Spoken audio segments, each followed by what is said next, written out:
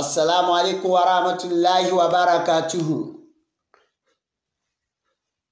Ìkẹ́ ọlọ́run orí ajẹ́jẹ́ tán rẹ̀ kó máa bá gbogbo wa lápapọ̀ àti gbogbo etí tó ń gbé ètò yìí àti gbogbo àwọn elétò nínú ìkànnì ibi tá a wà yìí. Ọlọ́run má ṣe kún wọn lọ́wọ́ o. Wọ́n fi tiwọn lẹ̀ wọ́n fi ń gbọ́ táwọn èèyàn. Ọlọ́run má ṣe bá wa gbọ́ tiwọn náà. Gbogbo wọn nínú iléeṣẹ́ náà lọ́kùnrin lóbìnrin ní mùsùlùmí ni ní kírísítẹ́nì ni. Ọlọ́run má ṣe dúró tẹnì kọ̀ọ̀kan wa. Gbogbo àwọn tó wá jọmọ ya wa gbogbo àgbáyé Ọlọ́run kó dúró tẹnì kọ̀ọ̀kan wa. À ń sọ fúnra wa pé ká ṣàdúà. Ìsìláàmù ní agbọ́nrin téèyàn fi ń ṣàdúà kádúà náà tó lè gbà. Lóòótọ́ àmọ̀pọ̀ Ọlọ́run ní ká pè wọ́n kó ba lè dá wa lóhùn. Tá a bá ti pè yóò dá wa lóhùn. Òun náà la ṣe ń jìrì ẹ̀bẹ̀ la fi ń bẹ̀ ẹ́. Ẹlòmíì àfowó bẹ Ọlọ́run ó sì gbọ́. Nítorí owó tó ní náà ní ná. Ẹlòmíì mọ̀ ní ná tó fi ń bẹ Ọlọ́run tọ́lọ́run sì ń gbọ́. Ẹlòmíì ọ̀rọ̀ ní ń sọ tọ́lọ́run sì fi ń gbà tó fi ń gbọ́. Ọlọ́run wá wọlé àyíká ń ṣe yìí náà. Ọlọ́run má ṣe fi bí àbùkátà ẹnì kọ̀ọ̀kan wa. Ìwà lẹ̀sìn òun lẹ̀ ń gbọ́ tó jẹ́ pé ọba wa Alhaji Kazeem Adébùkọ́lá Táíwò tí ń jẹ́ Olú of Ajura Land. Àwọn ni wọ́n ṣe agbátẹrù ètò yìí ní ìrántí àwọn òbí wọn méjèèjì tí wọ́n ti lọ. Alhaja Mutajiru Kazeem àti Alhaji Safiriyu Kazeem. Kọ́lọ́run má ṣe bá wa kẹ́ wọn, kọ́lọ́run bá wa gẹ̀ wọ́n, kọ́lọ́run bá wa ṣe ikú nísinmi fún wọn. Àwọn òkú wa náà tí wọ́n ti lọ Ọlọ́run má ṣe bá wa kẹ́ gbogbo wọn lápapọ̀. Ọlọ́run gbàdúrà ẹnì kọ̀ọ̀kan wa. Àti ìyá àti bàbá ẹni tí ń sọ̀rọ̀ náà wọ́n ti kọjá lọ. Ọlọ́run má ṣe bá wa kẹ́ wọn Ọlọ́run. Gbogbo ọ̀nà tá a gbà lókù lọ́run Ọlọ́run má ṣe bá wa kẹ́ wọn. Àwa tá a wà ní ayé náà Ọlọ́run má kánjú pa wá. Ẹ̀mọ ní tí ń bá yín sọ̀rọ̀ gbogbo gbà òun náà ní Chief Imam of Orílẹ̀ Ìgbòrè Central Mosque Ajura Abdulwasin Fauban. Ọlọ́run má ṣe wà pẹ̀lú ẹnì kọ̀ọ̀kan wa. Ayé ibi tá a wà náà Ọlọ́run jẹ́ àdúpẹ́ Ọlọ́run. Má ṣe ní orí díẹ̀ mi pin Ọlọ́run. Wá wọlé Ramadan tá a wà ń bẹ̀ Ọlọ́run kó bí àbùkátà ẹnì kọ̀ọ̀kan wa. Ìwà lẹ̀sìn òun náà lè tètè ń gbọ́ la fi sọ fúnra wa pé lára ànábì àwọn ọ̀wà tó pọ̀ ń bẹ lára ànábì ní ti dáadáa. Lára àwọn ànábì náà ni pé ìjọ mi náà ànábì a máa ṣàdúrà fún àwọn sàbí ẹ̀.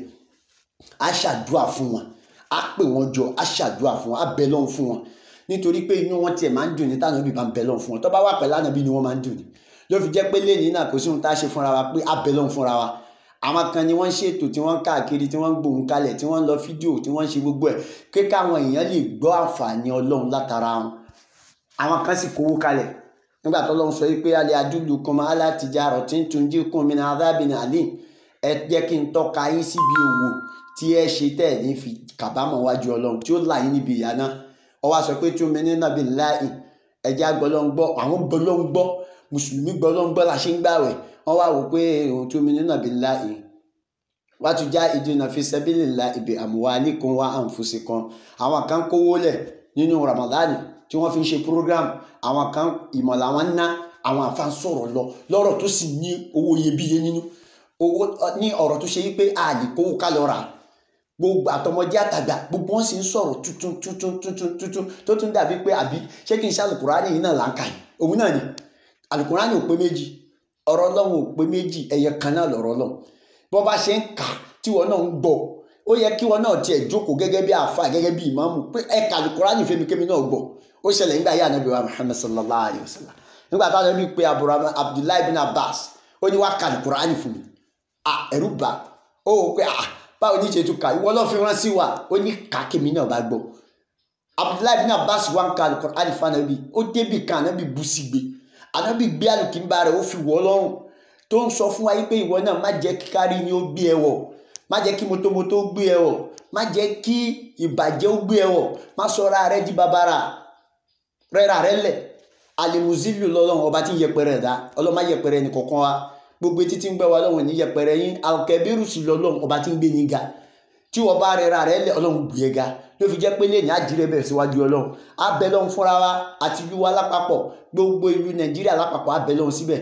A sì bẹ lọ́hùn sí ìlú wa Orílẹ̀ Ìgbòrè Ajura náà a bẹ lọ́hùn síbẹ̀. Orílẹ̀ Ìgbòrè nílùú Abẹ́òkúta Ọlọ́run má jẹ́ ó bàjẹ́. Àwọn bàbá ìmáàmù wa nílùú Ìgbòrè lọ́hùn Ọlọ́run bá wa dúró tì wọ́n. Ọlọ́run má ṣe gbàdúrà wọn lọ́hùn. Orílẹ̀ Ìgbòrè tí wọ́n fi kalẹ̀ síbí náà ti ń bẹ lájùra Ọlọ́run má jẹ́ ó bàjẹ́ Ọlọ́run. Àdánwò tá a fi máa pè wọ́n pé ẹ máa sáré bọ̀ Ọlọ́run má jẹ́ ó ṣẹlẹ̀ sẹ́ni kọ̀ọ̀kan wa. Attahiyatulillahi yadhakiyatulillah. At-tayyibatu salawatulillahi assalamu alayka ayyuhan nabiy wa rahmatullahi wa barakatuh wa salamun alayna wa ala ibadillahi salihin wa nunazzilu minal Qur'ani ما هو شفاء ورحمة للمؤمنين ولا تزيد الظالمين إلا خسارة. بسم الله يا الله الرحمن يا الله الرحيم يا الله لا إله إلا الله. بسم الله يا الله الرحمن يا الله الرحيم يا الله لا إله إلا الله. بسم الله يا الله الرحمن يا الله الرحيم يا الله لا إله إلا الله. وقل استغفروا إنه كان غفارا يرسل عليكم من السماء مدرارا ويمددكم بأموال وبنين ويجعل لكم جنات ويجعل لكم أنهارا. أستغفر الله الله أستغفر الله الله أستغفر الله الله أستغفر الله الله أستغفر الله الله أستغفر الله الله أستغفر الله إن الله غفور رحيم. إن الله ملائكته يصلون على النبي يا أيها الذين آمنوا صلوا عليه وسلموا تسليما. الصلاة والسلام عليك يا رسول الله الصلاة والسلام عليك يا رسول الله الصلاة والسلام عليك يا رسول الله الصلاة والسلام عليك يا رسول الله الصلاة والسلام عليك يا رسول الله الصلاة والسلام عليك يا رسول الله الصلاة والسلام عليك يا رسول الله. اللهم صل على محمد وعلى آل محمد كما صليت على إبراهيم وعلى آل إبراهيم وبارك على محمد وعلى آل محمد كما باركت على إبراهيم وعلى آل إبراهيم في العالمين إنك حميد مجيد. ما يفعل الله بعذابكم إن شكرتم وآمنتم وكان الله شاكرا عليما وكان الله غفورا رحيما. الحمد لله الحمد لله الحمد لله الحمد لله الحمد لله الحمد لله رب العالمين الرحمن الرحيم مالك يوم الدين إياك نعبد وإياك نستعين اهدنا الصراط المستقيم صراط الذين أنعمت عليهم غير المغضوب عليهم ولا الضالين آمين. الله ملائكته يصلون على النبي يا أيها الذين آمنوا صلوا عليه وسلموا تسليما. شهد الله أنه لا إله إلا هو والملائكة وأولو العلم قائما بالقسط لا إله إلا هو العزيز الحكيم. فاعلم بأنه لا إله إلا الله لا إله إلا الله لا إله إلا الله لا إله إلا الله لا إله رحمن لا إله رحيم لا إله مالك لا إله قدوس لا إله جبار لا إله مميت لا إله إلا هو العزيز الحكيم. الله لا إله إلا هو الحي القيوم لا تأخذه سنة ولا نوم له ما في السماوات وما في الأرض من ذا الذي يشفع عنده إلا بإذنه يعلم ما بين أيديهم وما خلفهم ولا يأتون بشيء منه إلا بما شاء واسع كرسيه السماوات والأرض ولا يؤوده حفظهما وهو العزيز العليم.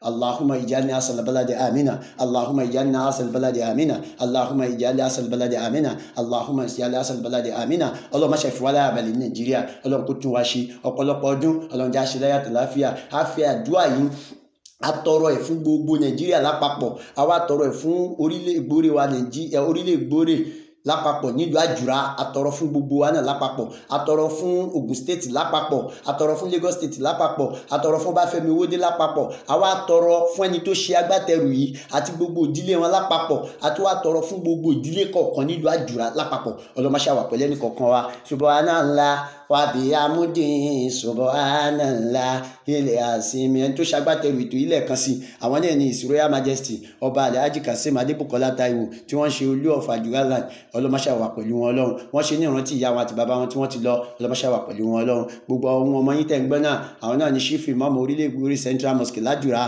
Imam Alfa Abdulwasin Thawban ọlọmọṣàdúró tẹnì kọ̀ọ̀kan wa.